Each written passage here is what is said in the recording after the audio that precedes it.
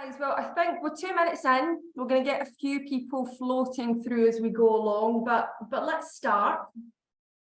So first and foremost, thank you to everyone who's joined today. Thank you to all of our attendees. This is Talent Talk's second webinar. So we're really excited. It's launched pretty well. We've had over 300 attendees sign up for this particular event. So very, very excited to share the content with you. This personally, I guess, is a topic that I could spend all day speaking about. But we're going to try and cap it to 45 minutes if possible. For those of you who don't know me or who are not familiar with me, I'm Kerry. I head up the team here at Systematic. Today's topic is going to be driven by mindset and personal branding, which I think now more so than ever is extremely prevalent, particularly within recruitment and sales. Huge thank you to our panelists, who are Leah, Tillyer, Hoyle and Hishem, Azzouz, all of whom I've been really lucky enough to work closely with throughout the years. So I'm really thrilled that you've agreed to join us today, guys. Thank you so much. I think it's a good starting point. It would be great if you could share a little bit about yourself and what you do. So let's start with you, Hishem.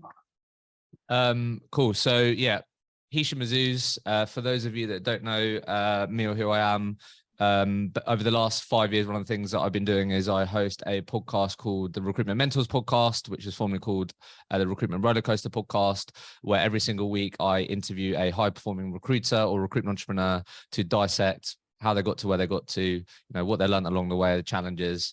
We've got well over 400 episodes, and I'd highly recommend checking that out.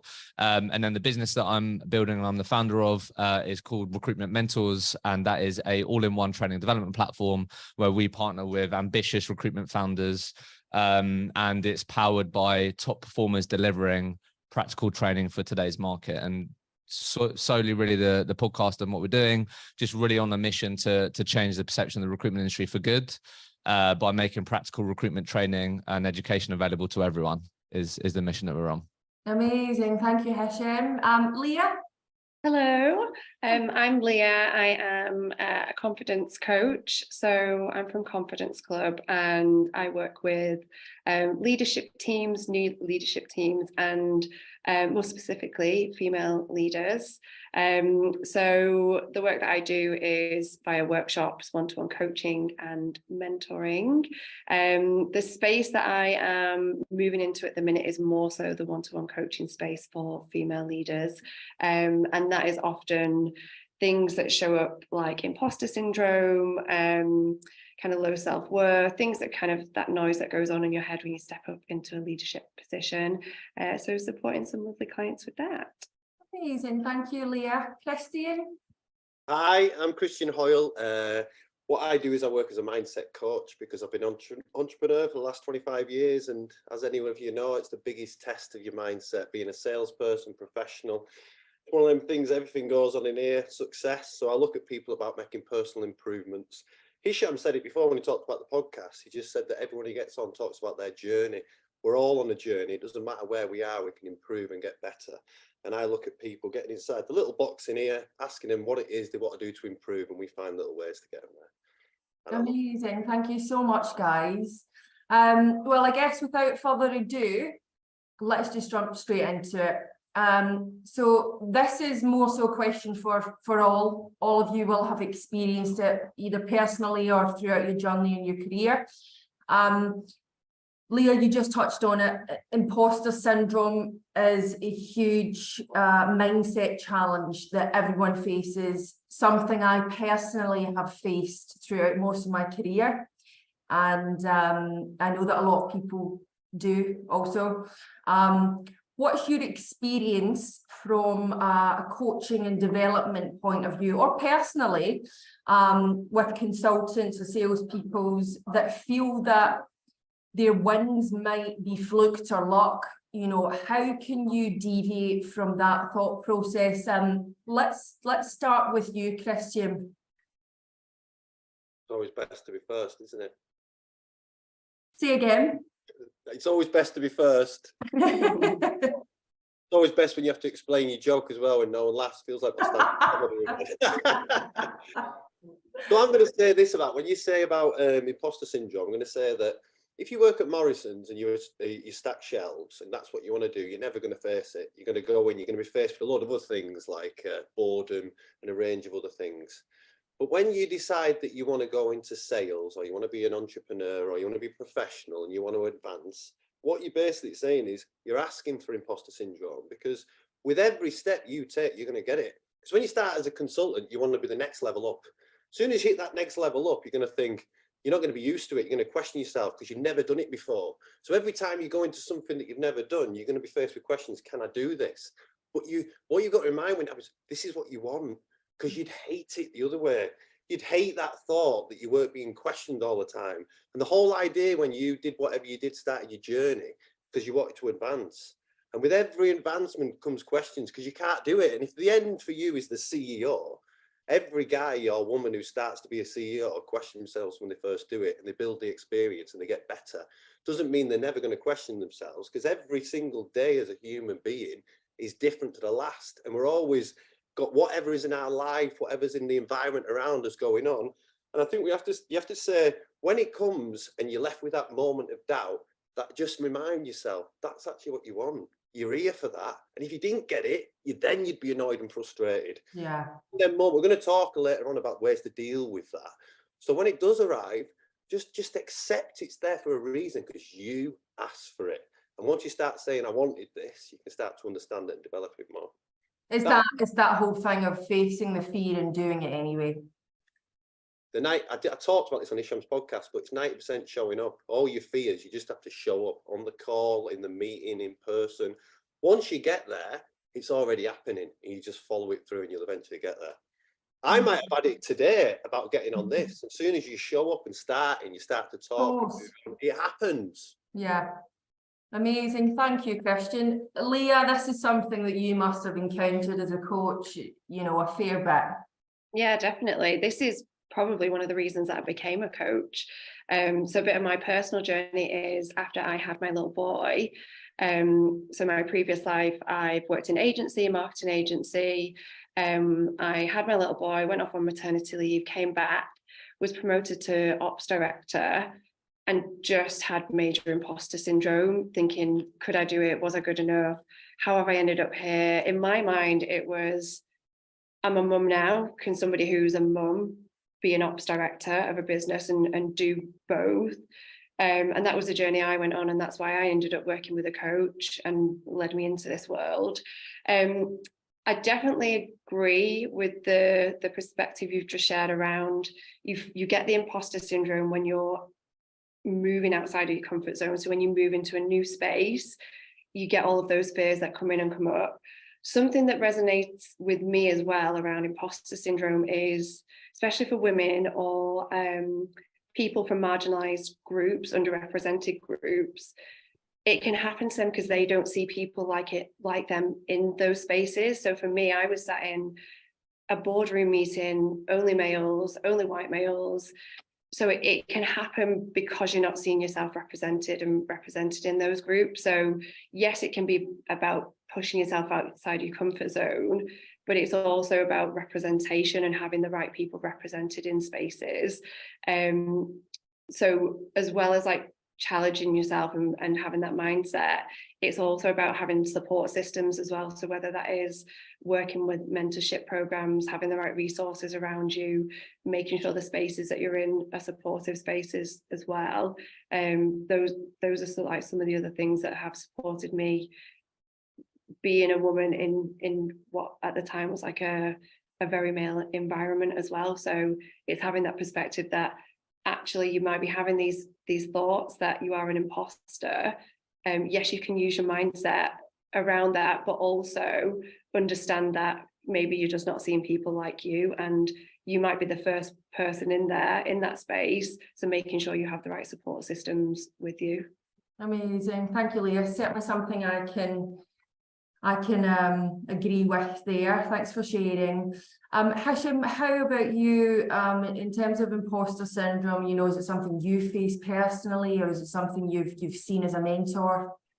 Yeah, I think we've covered most things, but I'd probably say definitely that is definitely for me what if ever I'm really struggling mentally, it would be that I've let sort of the self-doubt voices become too loud. So this is definitely something that resonates with me for sure. I think whenever I've tried to learn more about it, I've always discovered that it comes with the territory if you're moving forward. I think just really quickly things that might be useful, and then we can move on. I'm a huge fan personally of Jordan Peterson, despite what people think of that, but like he's been a massive help in my life, and he really gave some great anecdotes. So a quote that really stuck with me that I've got it in front of me written down, he shared something like every great man is an actor of his own ideal. And also something that really stuck with me, which really helped me, is don't presume more than you know. That was like a huge thing for me, because what's going to be really tough is when you feel like you have to have all the answers. So when you do become an ops director, or you do become a director, feeling like you have to have all the answers is just unrealistic, and isn't the case. And I think a great way to get around that is, don't presume more than you know. Like, that's exhausting to go into every situation feeling like you have to have all the answers. So when you don't presume more than you know, you're willing to have the humility to ask for help, ask questions, be curious. And when you sort of tap into that mindset, it should make it a bit more easier, or at least, quieten down those voices of self-doubt. So that's what's really helped me personally. Amazing. Thanks so much, Hishem. And again, back to you, Hishem. I guess just seamlessly moving on, what sort of advice would you give to someone who's starting their career in sales or recruitment or otherwise, regardless, of how to be successful within that first year, within that first 12 months? What kind of tools are they going to have in their arsenal? Yeah, really easy one for me. This two things: personal responsibility and self-awareness.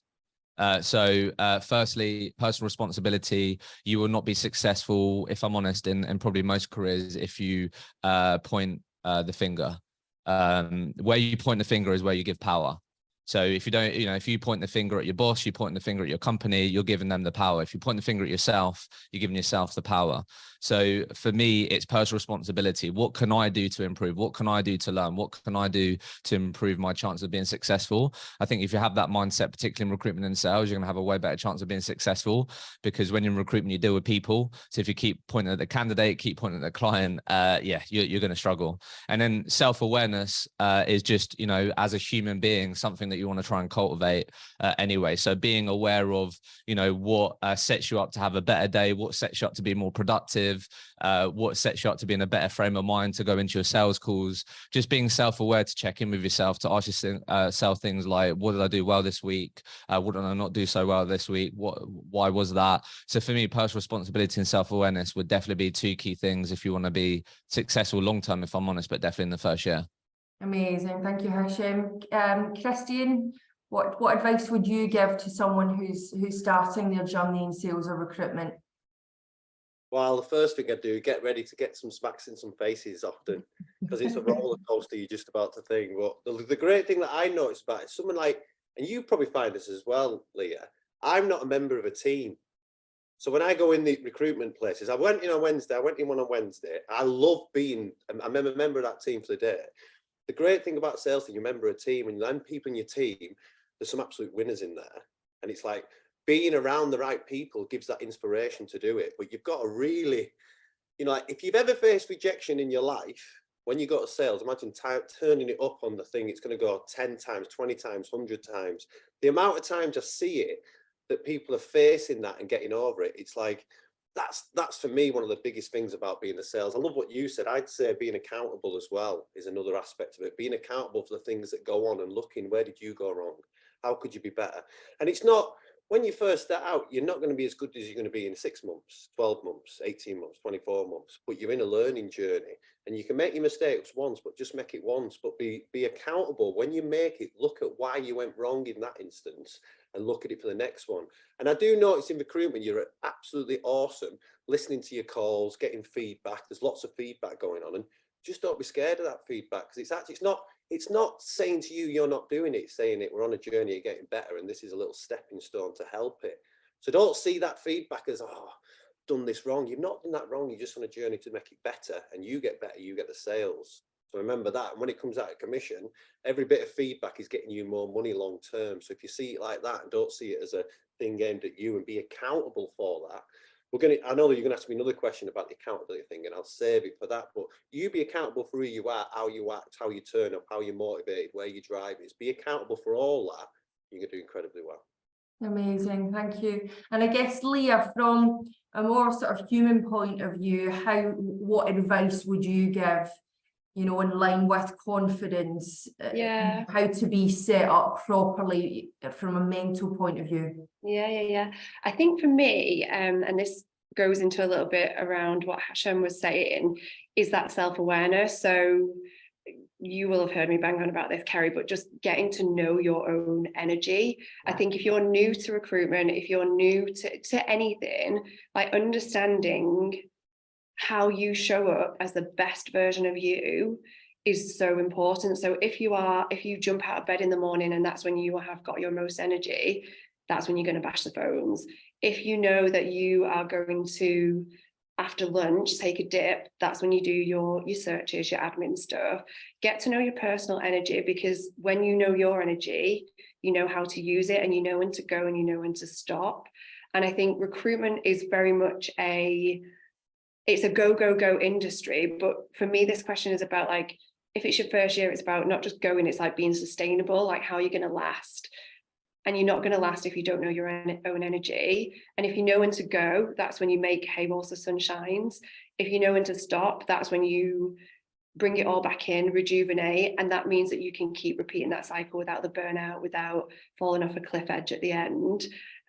So I think knowing your own energy is super important to be sustainable. So that self-awareness piece. Amazing. And that's something you and I have touched on with regards to burnout, is recognizing those triggers and those signs so that you know how far you're into it before you actually burn out. Yeah.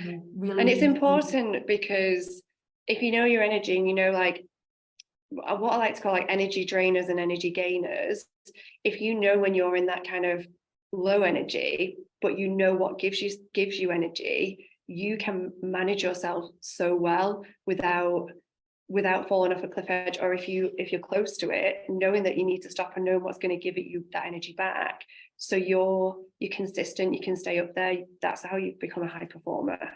Amazing. And again, another question to all. You guys, day in, day out, you know, are speaking with high performing sales teams, recruitment teams.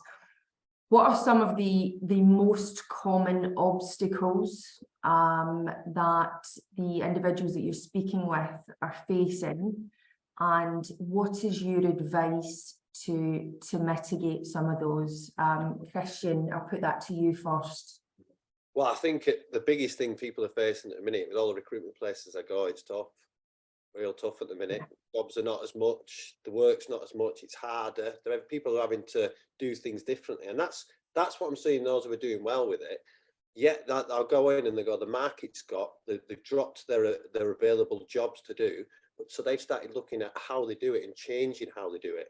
So if something worked before 3 months ago, it's not going to work in a different market, and they're adapting and changing to that.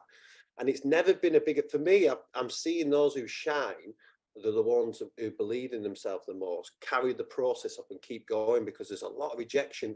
If I said at the beginning, sales is a lot of rejection, at the minute it's unbelievable, because people are pulling jobs. I've been somewhere where someone's done 250 in a queue and they've ended up at 45 and it was all done deals. And how do you handle that? They're already, you know, if certain age you're spending the money. And I think realizing it's happening to everyone, that's another thing. Like, it's not just you, it's not just your place that having some issues, especially if you're in tech. All the places are going through the same thing, and it's not what you're doing. You just have to keep to the process of what you're doing and look at, if them things aren't working out, how can you change that process? That's what I'm seeing as the advantages when I go in and see people. Amazing. They're doing well. That's one thing. I want to say, they're faced with adversity and they're stepping up, and I keep seeing it time and time again. It's really impressive. Good. I'm glad to hear. And Hishem, what are some of the commonalities that you're seeing in terms of obstacles? Yeah, we definitely echo what Christian has said. I'm in a quite, interesting position, sitting down with people weekly on the podcast. And then, I only speak to growing recruitment businesses who are anywhere between like 5 to sort of 30 heads, talk to them about, getting the most out of their team, skill gaps, these things. So definitely the main obstacle right now is having more people in their business capable of winning their own clients. That is the main piece. So, being able to consistently win good quality business. Mm-hmm. So I think obstacles are around that, despite the market is ultimately people keep saying to me that they have to put more in to get half as much out. So I think you're going to have to just own the fact that you're going to have to put more inputs in than maybe you were 6-12 months ago. We've been doing a bunch of different training on BD and client acquisition and different things. But I think back to what Christian said, I think the only way you're going to be able to overcome some of these obstacles is being willing to, again, take accountability to look at, okay, what has been working, what hasn't been, rather than just feeling like you have to do more of the thing that was working for you 6 months ago. Mm-hmm. So I just think being really, really willing to look at yourself in the mirror and go, right, what's working, what isn't, being willing to try different things. And then, like using data to your advantage. A lot of people don't use data to their advantage. So always be, tracking what's working, what isn't, whether that be, your call openers, whether that be sending out videos, whether it be sending LinkedIn voice notes. Like, you have to be experimenting, you have to be trying different things, you have to be testing different things. And if you're not doing that, you're gonna just take longer to overcome these obstacles. I agree. Now more than ever, there needs to be such a huge push in personal branding on all the things that you weren't doing previously, to help you through this volatile market. So that's a really good advice there. Leah, if we can touch on that with you, if you don't mind.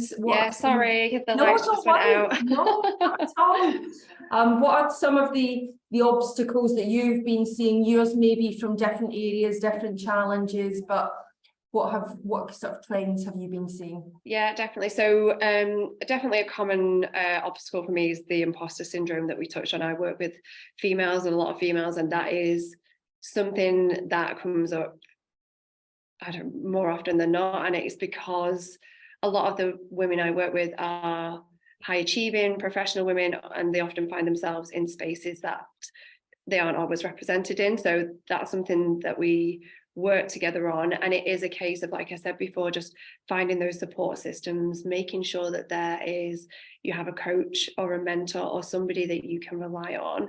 The other thing that is coming up at the minute actually quite a lot is and this is quite a different answer, I think, than maybe some of the others, but the intuition piece. I think for a lot of the women that I work with, they are in a space that they have ideas, or they have things that they want to put forward and do that feels right for them, is a different way of doing things.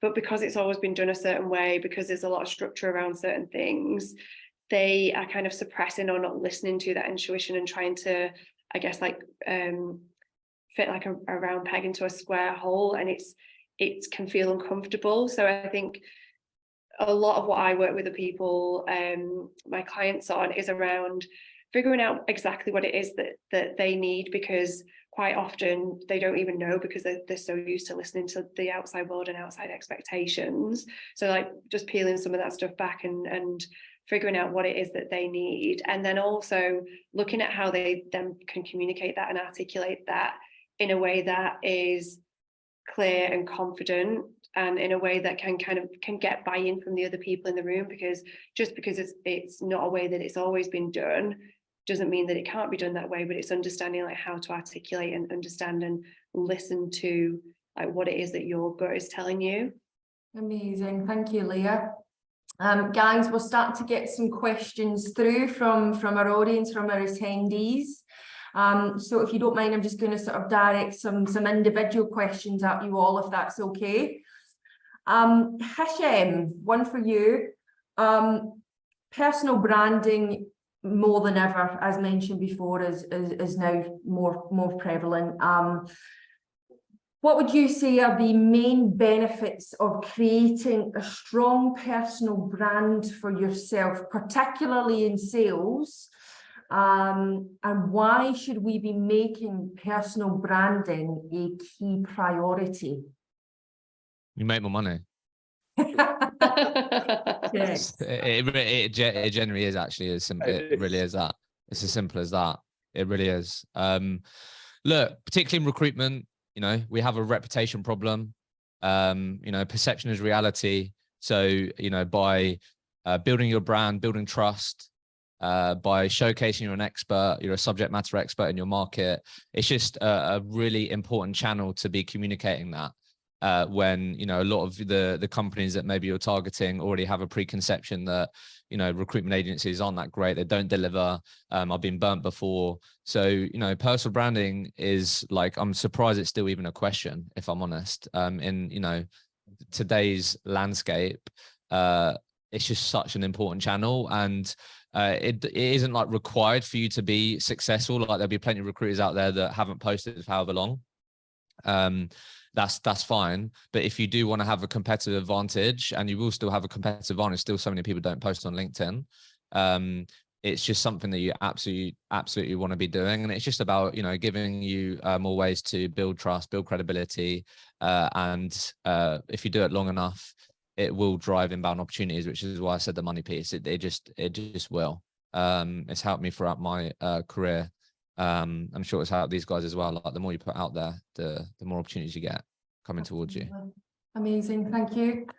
Leah, one for you. As a confidence coach, how do you advise salespeople to navigate through difficult or uncomfortable conversations? Yeah, okay, good question. For me, there's probably two reasons why people avoid difficult conversations. One of them being you're worried about what the other person is feeling, or the impact that it's going to have on them. And two, you're worried about what the impact is going to be on you. So that's probably, in a nutshell, the two reasons why people find it hard or difficult to have conversations. There's a worry about the impact on the other person or on yourself.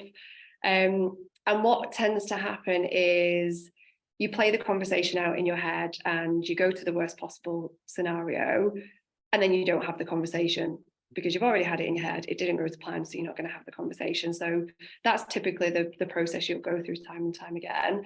The impact of not having difficult conversations is, again, it goes back to money. If you aren't having difficult conversations, it will impact productivity, whether that is with your team, whether that's with clients.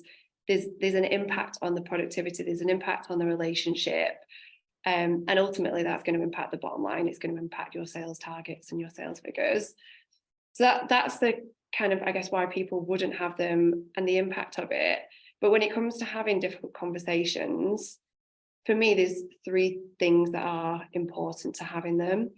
The first one is knowing what it is that you want to say. So whether it is with your team member or whether it is a client, know exactly what it is that you want to say and be able to articulate it in a way that comes from your perspective. So if it's a team member and it's to do with training so they can achieve what they need to achieve, have real life examples of what you need to give. Same with if it's a client, keep it really specific to the context of the situation. So it's not about kind of pointing the finger or blame.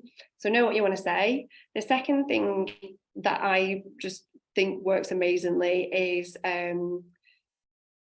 stating your intent when you go into that conversation. So a lot of what can happen in difficult conversations is people confuse impact with intent. And what I mean by this is, if I go out for dinner with my husband and the waiter offers me the dessert menu and I go, yeah, sure. And my husband goes, are you sure you want dessert?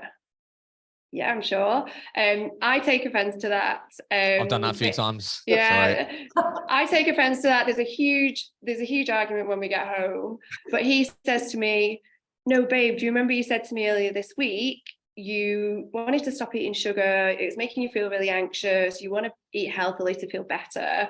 So in that moment, his intent was to support me with my with what I was saying, but the impact that it had on me was I took offense to it. So if you're going to go into a conversation, state your intent. If it's with your sales team and you want to support them with training, state at the beginning, like, the reason I'm giving you this feedback is because I want you to be the best at your job. I want you to make the most commission. I want you to support your clients in the best way. If you lead with intention, it takes the sting out of some of what could be considered difficult. And the final thing is just, you have to be open to listen. So it is a conversation. Yes, you know what you're going to say, you lead with intent, but then you have to be able to sit back and listen to exactly what it is that the other person says, and take that in and learn and be curious and ask questions. And I think if you follow those three things, yes, it takes a little bit of practice, but the difficult part of it falls away a bit, and it is just a conversation. Amazing, thank you, Leah. Christine, one for you. How do we cultivate internal motivation more pressingly, and how do we keep that up when things get tough? That's a good question, because it's interesting that everyone has to admit your motivation is not always there in everything in your life, in your work life, in your social life. It's just not always there. You can't always be bothered, but you are, even in them times when you're not bothered, you still have to do it. And it's like, one thing for me is like, I actually like Hishem's podcast, madly enough. We watched it. Like, you get a lot of inspiration. I'm into podcasts like big time. My inspiration comes Hishem. I've listened to quite a few Hishems. I'm obsessed by the Diary of CEO. There's a few others, and listening to people's journey of what they made it do it, and you'll often find out you thought, oh, they had it all together, and they've not.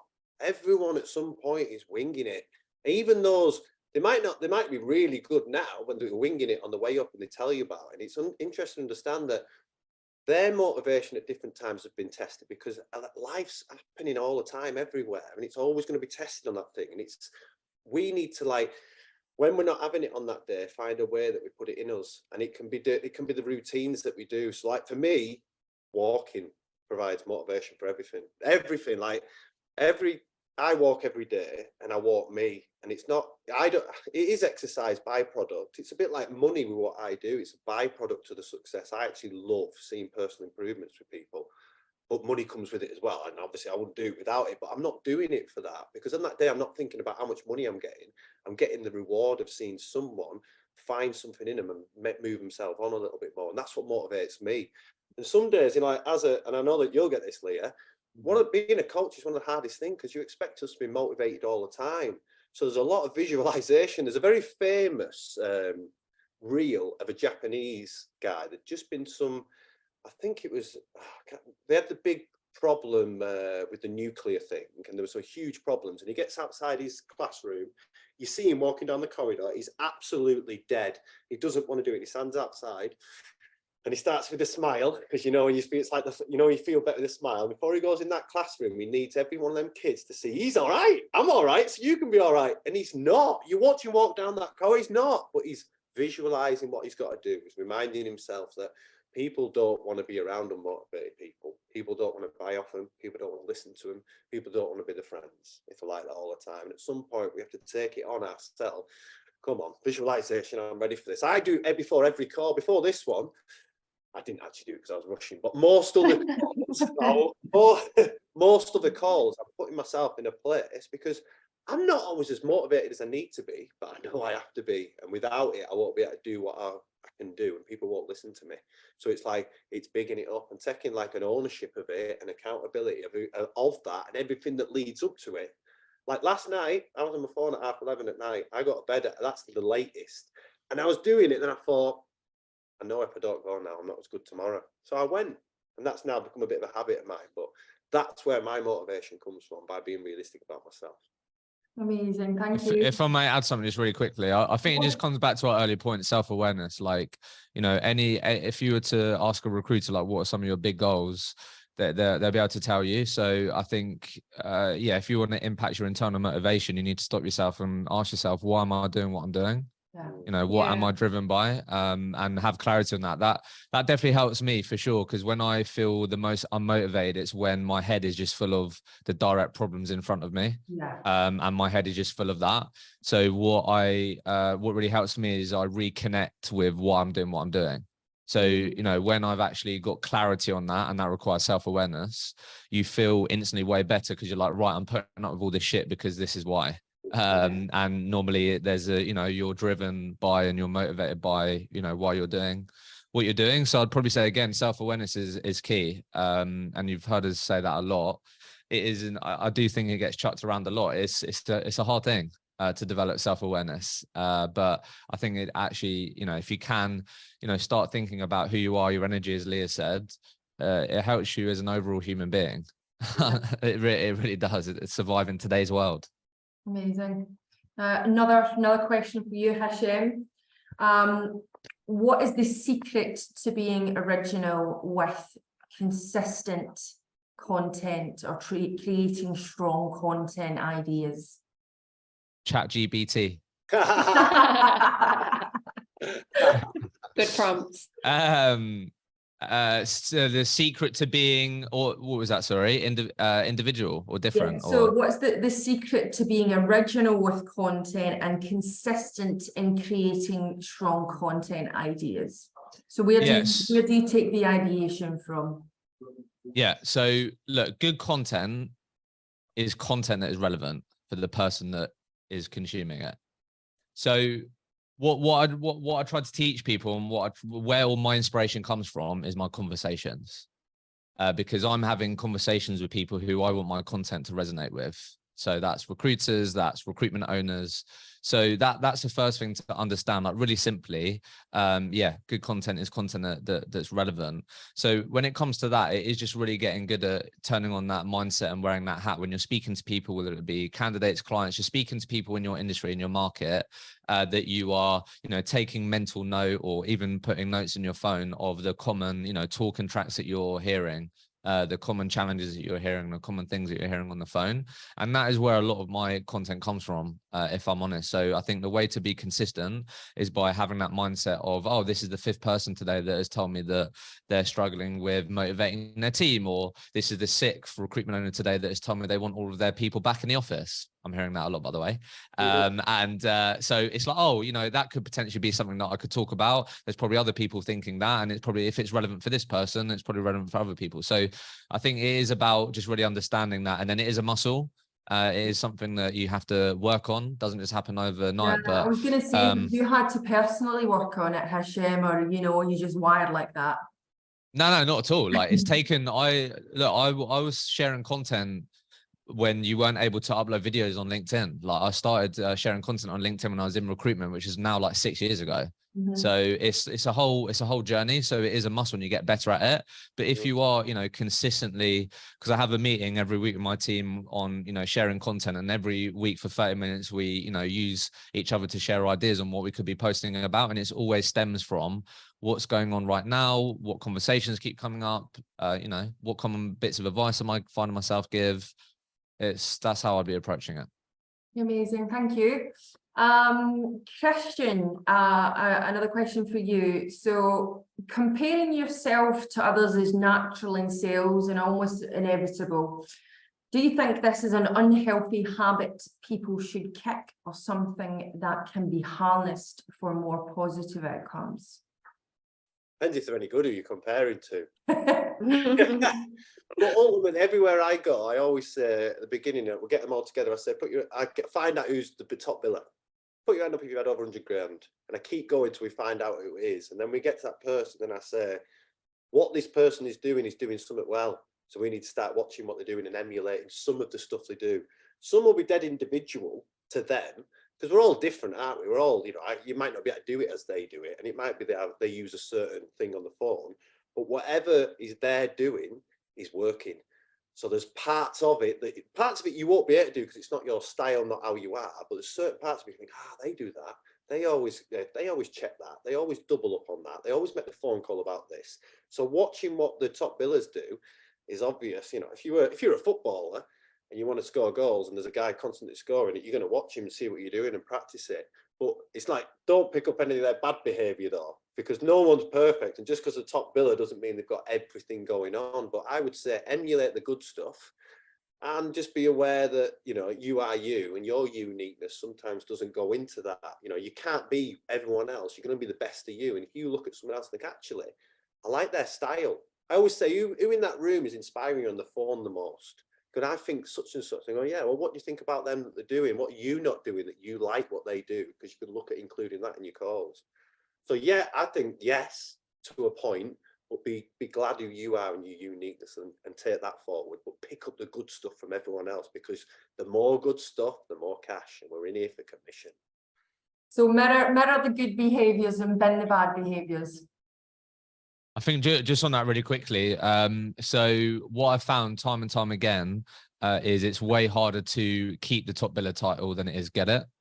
So I think if you got up there by always comparing yourself and using that to, you know, motivate you and these things, just be mindful that when you get up the top, you know, you get that goal, and then you realize everyone else is chasing you and you've got no one else to compare to, you might find it hard. It's way harder for people to keep that top biller status when they get like that. So yeah, I think definitely be mindful of that. But I mean, in today's world, you know, Instagram and everything else, it's always going to be hard. We're always going to be comparing each other. It's quite hard not to be doing that.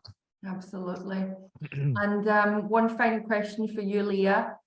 What advice would you give to someone feeling the pressure to spin all those plates at once, you know, whilst still being on top of their game, as we just mentioned? I think this goes back to, I feel like this is just a theme of the I feel like I know what you're going to say. Yeah, self-awareness. Yeah. I am going to go back to the self-awareness and understanding your energy again, because it's about being sustainable, and it's about understanding how you can keep going even when times get tough. And I think I was going to ask you before, Hishem, about how you think people can build self-awareness, because I think saying self-awareness is one thing, Yeah, but then it's really hard to be reflective, or not I'm going to be honest, like not a lot of people have great self-awareness. And I think when you do have it, you become like a master of yourself and a master of like how you can do things. So one practical bit from me, and I don't know what other people's opinions are on this, but if you just get a piece of paper and draw a line down the middle and write energy drainers and energy gainers, and just start to list what are the things that give you energy. Like, when do you feel your best? When, like you mentioned about getting a good night's sleep before, like I don't look at my phone for an hour before I go to bed. I get in bed early. I've got 2 young kids. I go to bed early because I know that is how I show up as the best version of me. If I don't do that one night, I know the next day, like my mood is off.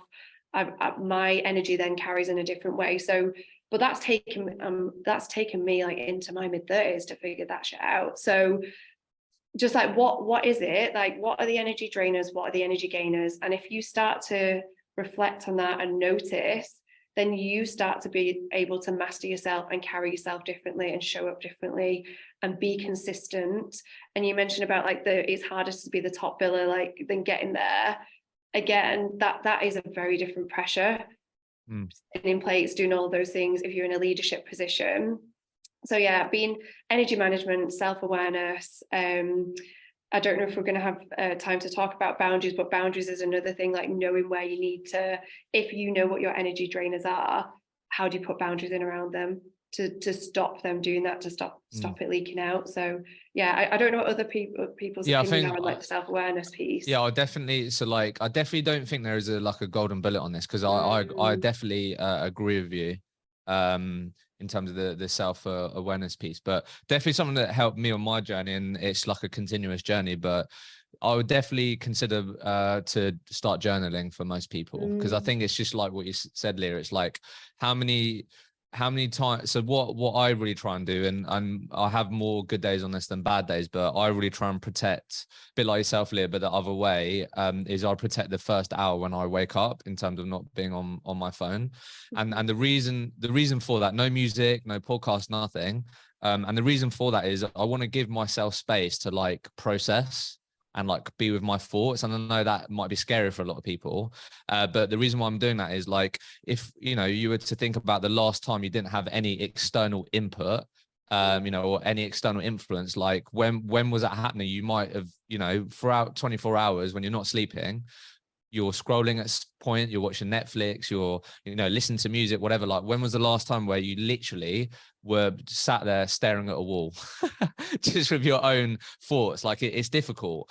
So something that's definitely helped me with the self-awareness piece is like journaling, and literally just asking yourself simple questions to start with, is like, how was my day yesterday? Or how am I feeling today? Like, just start with that question. And again, it's a muscle. And then you're more and more willing to look at yourself in the mirror and be comfortable with that. Because I know it can be scary for people, but I think journaling is definitely something that is practical and easy to start and easy to do. So I'd probably say that. And then just something, if I can add to the question for Leah, something that I did, I probably definitely need to redo this because I was having a bit of a quarter review with the team yesterday, and definitely had struggles with this quarter on like time management for sure. But something that I did that really helped me when I had a coach was just do like the time exercise, where for every 15 to 30 minutes you write down what you do every day for a week. It's just a really good exercise. So like, if you're feeling like you're spinning on these different plates, take a stock of like what you do each, like for a week, and write down on a piece of paper or whatever, like every 15-30 minutes what you did in those 15-30 minutes. And then you might be surprised at the end of the week where you're spending a lot of your time which isn't in the areas that are actually having much of an impact, and these things. And then with that information, you might then, like Leah said, might be able to go, look, I actually realize I'm spending 5 hours a day answering questions, and I'm gonna repeat myself 5 hours every week. Guys, if you have a question, please can you ask me during this period or whatever. But they're just some ideas, I'd say. Yeah, diary blocking's a good one, actually. Yeah. I think if people Google diary blocking, there's about a million like videos on that, and that is something like that saves a lot of headspace when it comes to spinning plates. Can I just add something on self-awareness? It's funny what you said, Hishem, that you get up and you have that hour. So 15 months ago, I split up from my partner at the time, and up until then, my mornings were zen. Right down there, I used to sit down there, meditate, read. I was in a place of zen. It was great. And soon as my self-awareness, as soon as I split up, I got down here, started doing that, and my mind went off. And it was just, I had to get to grips that wasn't for me anymore. I wasn't in that space. My self-awareness was get out of this house, go on my walk.